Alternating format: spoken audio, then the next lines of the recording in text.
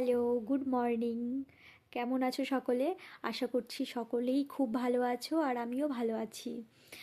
আজকে বাইরে দেখো, এতটা কুয়াশা পড়েছে, মানে ধারণার বাইরে। খুব কুয়াশা পড়েছে আজকে বাইরে, কিন্তু যতই কুয়াশা পড়ুক আজকে স্নান করতেই হবে, কারণ আজকে একটা জায়গায় যাওয়ার আছে আমাদের। তো আজকে স্নানটা করতেই হবে। তার আগে না একটু খাওয়া দাওয়া করে নিই, এত খিদে পেয়ে গেছে, সকালবেলা উঠে এখনো কিছু খাইনি। তো চটপট খেয়ে নিয়ে ঝটপট রেডি হয়ে যাই। তারপরে তোমাদেরকে দেখাচ্ছি কোথায় যাচ্ছি না যাচ্ছি আমরা, সবই দেখাচ্ছি তোমাদেরকে। আজ আমাদের এখানে শ্মশানকালী মন্দিরে পুজো আছে, তো সেখানেই যাচ্ছি পুজো করতে। কেমন লাগছে সবাই জানিও। এই যে আমার বোন, আমরা সবাই রেডি হয়ে গেছি, এখন বেরোবো পুজো করতে। এই যে এই যে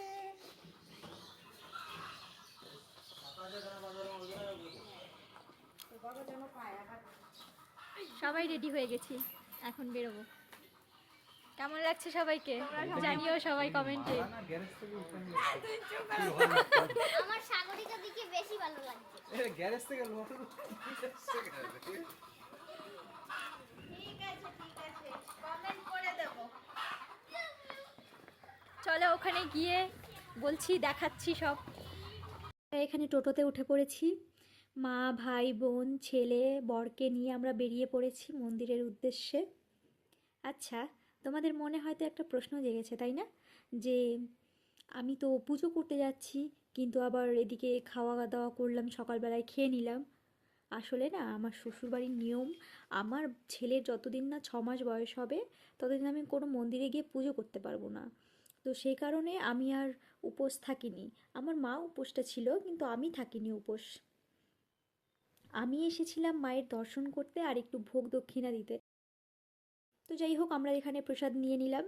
প্রসাদ নেওয়ার পরে আমরা তো মন্দিরের ভেতরে চলে আসলাম। আর মন্দিরটা দেখো শুধু, এত সুন্দর করে চারপাশটা সাজিয়েছে, দারুণ করে সাজিয়েছে।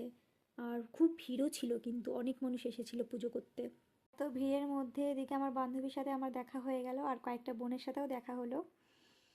খুব ভালো লাগলো ওদের সাথে দেখা হয়ে, অনেক দিন পরে দেখা হলো। তো যাই হোক, এখন আমরা ফুচকা খেতে যাব। দেখেছি ওখানে ফুচকা কাকু ফুচকা নিয়ে এসছে।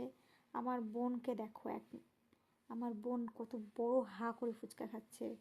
আমরাও কিন্তু কিছু কম যাচ্ছি না এদিকে, আমরাও ভালোই খাচ্ছি। তো যাই হোক, ফুচকা আমাদের খাওয়া শেষ।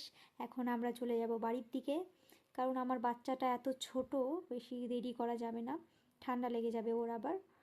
যার ছোট বাচ্চা, মানে যাদের থাকে ছোট বাচ্চা তারাই বোঝে ছোট বাচ্চা নিয়ে কত সমস্যা। যাই হোক, তোমরা সবাই খুব ভালো থেকো। আর আমার ভিডিও যদি ভালো লাগে, লাইক কমেন্ট অ্যান্ড সাবস্ক্রাইব করতে ভুলো না। আর একটা কথা, আমি কিন্তু নতুন, ভুল ত্রুটি মাফ করে দিও।